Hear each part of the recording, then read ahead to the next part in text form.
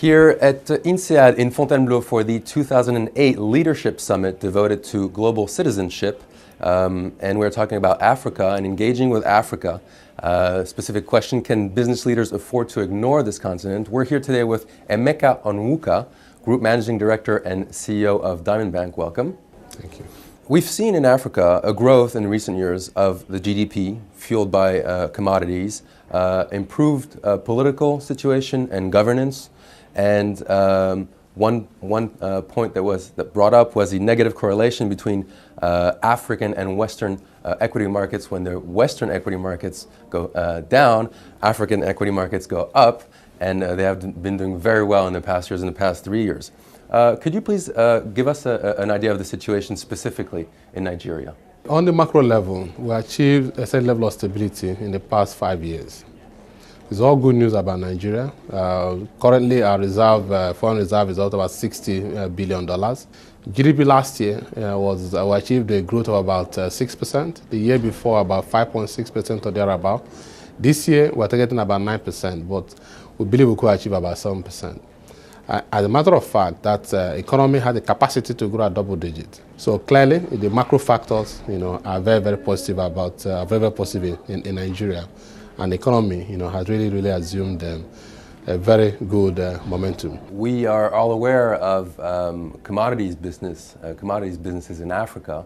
According to you, give us an idea of what sectors, apart from that sectors, have room for development in Africa and in Nigeria. The oil economy in Nigeria is not fully domesticated. As a matter of fact, the major contributor to GDP in Nigeria is agriculture, which is about 42% of GDP. Then you have the service industry, then you have manufacturing, and of course, oil as well. As a matter of fact, what is fueling the growth in Nigeria is the level of FDIs coming to Nigeria as a result of the stability that we've achieved, both at the political level and the macroeconomic level as well. We're able, to liquidate most of our foreign debts, and currently we are almost debt-free in the country. But this is growth, being fueled by interest in the economy arising from the stability we've achieved at the political and at the macroeconomic level. In the services industry, you are the Group Managing Director and CEO of Diamond Bank. Could you tell us about the banking industry and financial services industry in Nigeria? The financial industry up to 2004 was very weak. Fragmented, we had about 89 banks operating in that economy with very low capitalization, with distressed banks showing up from time to time, with very low credit to the private sector, and of course also credit to GDP, was also low as well. Clearly, the regulator, the central bank, had to seek a consolidation of the industry in order to strengthen the industry. There was a prescribed capital requirement of about $180 million. And where the banks were expected to meet this within a space of about 18 months or thereabout. And they stuck to that deadline, and all the banks had to recapitalize or merged with other banks in the system and came down from 89 to 25 banks. And the capitalization, in terms of aggregate capitalization of the industry, moved from about $3 billion to about $6 billion, and that's 2005.